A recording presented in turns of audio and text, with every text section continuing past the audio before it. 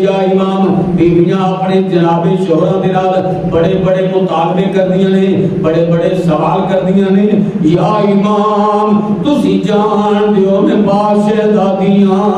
میں محلہ دے اندر رہن والیاں، میں سونے دے چاندی دے برتناں دے اندر کھانا کھان والی ساں۔ آقا جس دن دا نکاح تہاڈے نال عمر بن خطاب نے فرمایا ہے، اس دن تو لے کے ساریاں خواہشاں ختم کر دتیاں نے، اس دن تو بعد سارے معاملات ترک کر دیتے نے۔ یا امام میں کدے کوئی مطالبہ نہیں کیتا،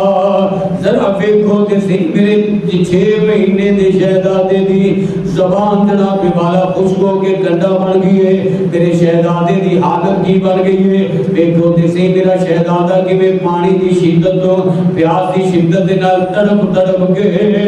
اپنی جان خدا دے حوالے کردا پیا ہے۔ جناب علی اصغر بھی اپنی ننھی جی زبان باہر کٹ کے اپنے ابا جان بھی کھا رہے ہیں، عرض کرتے ہونے نے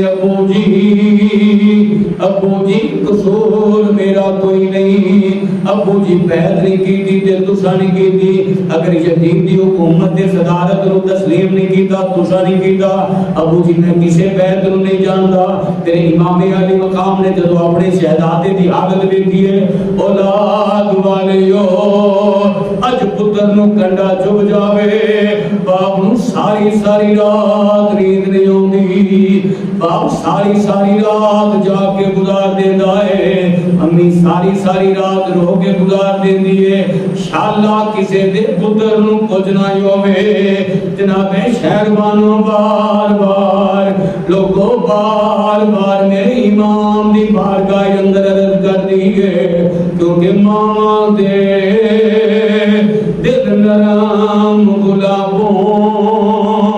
تے قد کرن قبول جدائی،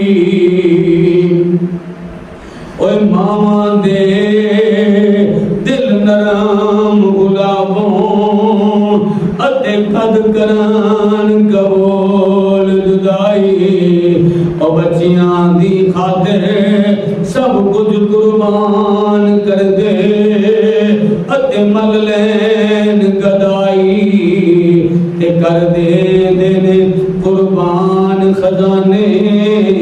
کر لین قبول گدائی، تے بچیاں دے اوے سب عیب چھپاون اتے سن سن کے ہر ایک برائی، اوے اعظم اس کی جنت جانا، او جن ماں دی قدر